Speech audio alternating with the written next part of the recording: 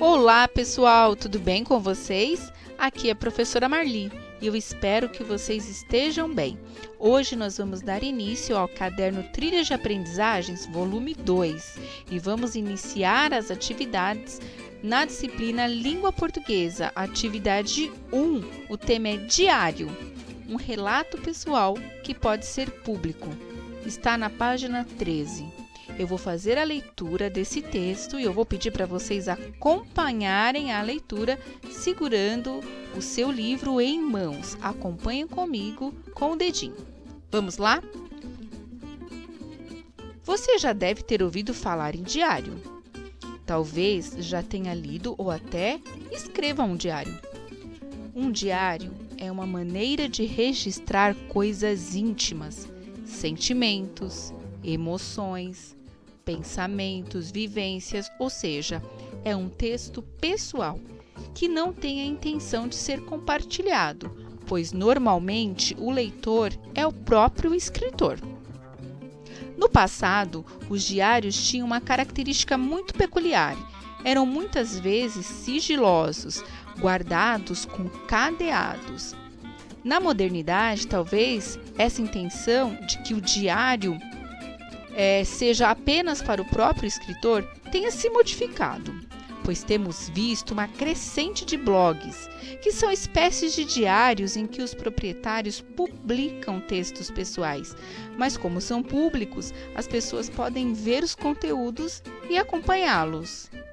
Os diários podem revelar-se importantes documentos históricos ou testemunhos de uma determinada época ou acontecimento. Um exemplo são os diários que se tornaram registros de guerra, como o diário de Anne Frank, o diário de Zlata e, mais recentemente, o diário de Malala. Malala, aliás, recebeu o Prêmio Nobel da Paz por meio de um blog.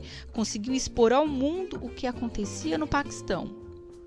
Esses diários, quando são publicados, nos permitem conhecer um pouco mais sobre a cultura e realidade das pessoas. A atividade que você fará a seguir também está relacionada a um diário que foi recentemente publicado, que é o Diário de Miriam. Miriam é uma garota síria que vivia na cidade de Alepo. Os diários podem variar quanto à sua forma, mas normalmente são escritos na primeira pessoa, isto é, usam o eu, apresentam data e local, podem ser dirigidos a alguém, quase sempre o próprio diário, e usam uma linguagem mais informal. A estrutura do diário é parecida com a de uma carta para si. Geralmente é composto por...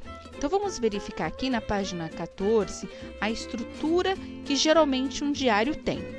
Então a primeira parte do diário é com quem o escritor está falando. Quase sempre é o próprio diário. Por isso a expressão tão conhecida nos diários. Meu querido diário. O nome dessa forma de chamar as pessoas que usamos na escrita é vocativo. Então, essa primeira parte nós chamamos de chamamento ou forma de chamar. A segunda parte vem a data. As datas são recursos importantes nos diários. O terceiro momento é o desenvolvimento, que são os registros propriamente, das vivências, experiências, os pensamentos e sentimentos de quem escreve. Outra parte do diário é a despedida.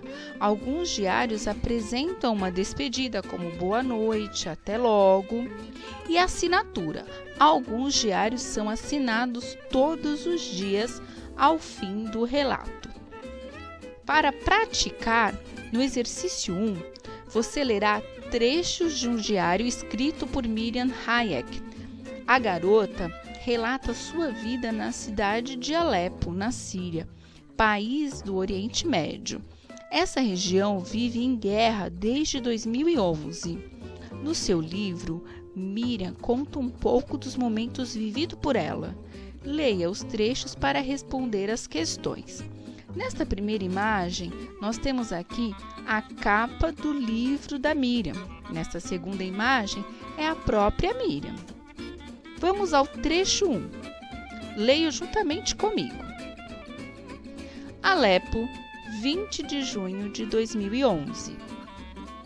Minha escola fica no bairro de Jabrié, perto da igreja de São Dimitri, não muito longe da Torre Amal. Ela se chama Uronde, a Escola das Rosas. Minha professora se chama Josefina. Ela tem 35 anos e parece com mamãe. Ela tem cabelos longos que caem pelas costas. Às vezes, ela nos dá patins para brincarmos no pátio do recreio. Como não tenho bastante para todo mundo, cada um pega um. Dessa forma, a gente anda sobre um pé só, tentando não quebrar a cara. Gosto muito quando a professora pede para eu vir ao quadro explicar para os outros. Isso me deixa orgulhosa. Eu tenho a impressão de ser sua assistente. Ao meu lado, na carteira, fica minha melhor amiga. Ela se chama Judy e eu gosto muito dela. Ela é muito bonita. Ela tem olhos verdes e belos cabelos brilhantes. Judy é muçulmana e mora no bairro de Hamidiyeh, que não é muito longe do centro da cidade. Nós nos sentamos uma ao lado da outra, desde que eu tinha 6 anos. Somos as primeiras da turma. Estudamos juntas. Quando ela não sabe, ela copia de mim. Eu também, para os ditados de inglês. Um dia fizemos um pacto. Continuaremos sendo melhores amigas até o 5º ano. Página 47. Trecho 2. Alepo, 2 de junho de 2012. Último dia de aula.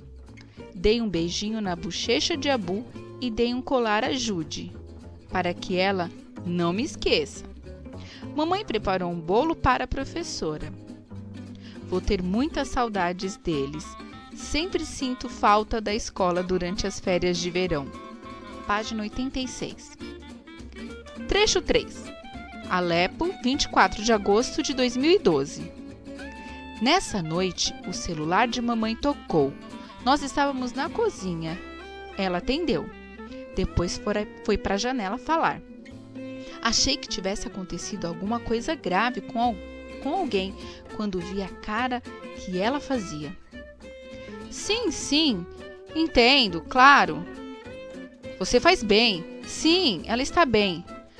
Não, por enquanto ela está bem. Ela desligou, depois me disse. A volta às aulas foi cancelada, minha querida, por causa da situação. O ônibus escolar não vai poder vir até aqui. Imediatamente senti um nó na garganta. Tinha vontade de chorar, mas mamãe tinha assuntos mais sérios para pensar.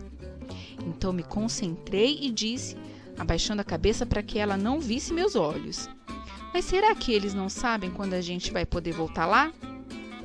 Ela me disse que não, me abraçando, mas isso não me consolou. Eu me levantei, fui até meu quarto e tirei uma a uma todas as coisas que tinha colocado na minha mochila no outro dia. Eu me sentei na cama e olhei para a janela por bastante tempo. Depois, a luz voltou. Então, mamãe me deixou ver o desenho animado, mas papai voltou do trabalho e, como de costume, ele ficou plantado em frente à TV.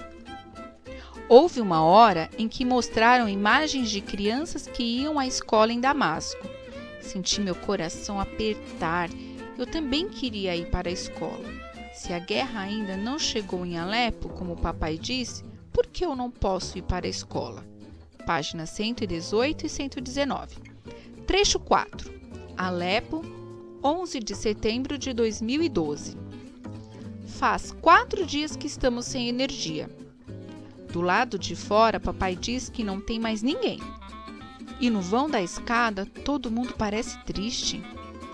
Eu me pergunto se Haidar teve que ir embora para ainda mais longe, já que o nosso bairro se tornou quase tão perigoso quanto o dele. Essa noite, vamos comer sanduíches com pão de forno e mortadela de mamãe. Papai vai fazê-los tão gostosos como na sua loja. Página 124.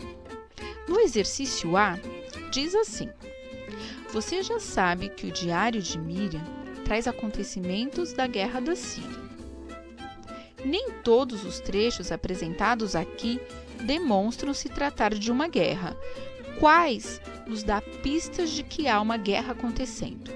Então, vocês vão voltar aos trechos e fazer a leitura, só que desta vez sozinhos, prestando atenção a estes detalhes. Somente 2 desses 4 trechos nos diz dicas de que está acontecendo uma guerra. 2 não fala nada, não dá nenhuma referência, não dá nenhuma dica de guerra ou de nada ruim que possa estar acontecendo. Então, vocês vão identificar quais são esses 2 e fazer um X em 2 apenas. Não se esqueçam, tem 4 trechos. 2 tem dicas de que está acontecendo uma guerra e 2 não fala nada referente à guerra e nenhuma situação negativa aí. Vamos então para a letra B, que diz assim: assinale as alternativas que dão pistas de que a guerra está acontecendo. Estas frases abaixo, são 6 frases aqui no total, são frases retiradas desses 4 trechos aí acima.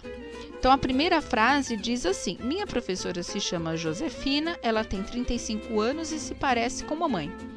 Nesta frase, vocês conseguem identificar alguma pista de que a guerra está acontecendo? Sim ou não?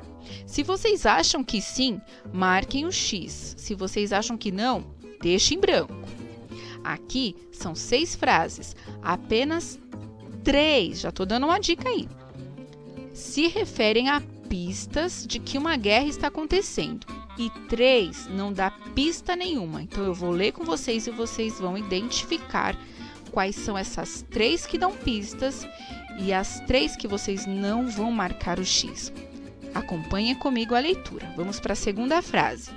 Faz 4 dias que estamos sem energia. Do lado de fora, papai diz que não tem mais ninguém. Será que esta frase está querendo dar a pista de que está acontecendo uma guerra lá fora? Bom, vou deixar para vocês concluírem. Próxima frase. Último dia de aula, dei um beijinho na bochecha de Abu e dei um colar a Jude, para que ela não me esqueça. E aí, tá falando alguma coisa de guerra ou alguma pista? Próxima. A volta às aulas foi cancelada, minha querida, por causa da situação. O ônibus escolar não vai poder vir até aqui. E aí, será por que as aulas foram canceladas? Se vocês acham que é por conta de uma pista e que pode ser a guerra, marquem o X. Próxima. Nós nos sentamos uma ao lado da outra desde que eu tinha 6 anos. E aí, nessa frase tem alguma pista de guerra? Pensem aí direitinho. E por último, se a guerra ainda não chegou em Alepo, como o pai disse, por que eu não posso ir para a escola? Bom, esse daí tá bem claro, né? Porque a palavra guerra já tá até no meio da frase. Bom, mas é com vocês. Volto a dizer, apenas 3 frases, 3 afirmações dão pistas e 3 não. E o último exercício de hoje, porque o restante dessa atividade 1 nós vamos fazer na próxima aula. Então, nós vamos finalizar a aula de hoje aqui nesta letra C. Vamos ler? Leia o fragmento. A volta às aulas foi cancelada, minha querida. Por causa da situação, o ônibus escolar não vai poder vir até aqui. Esta frase aqui, esse trecho, o que quer dizer a palavra situação? Ou seja, qual a situação que levou ao adiamento do retorno das aulas? Essa situação que o trecho fala é por conta da chuva, o calor, a guerra ou uma doença? É só fazer o X na alternativa correta, só tem uma alternativa correta. E por hoje a gente vai ficando por aqui. Bons estudos para vocês. Beijos, beijos e tchau, tchau!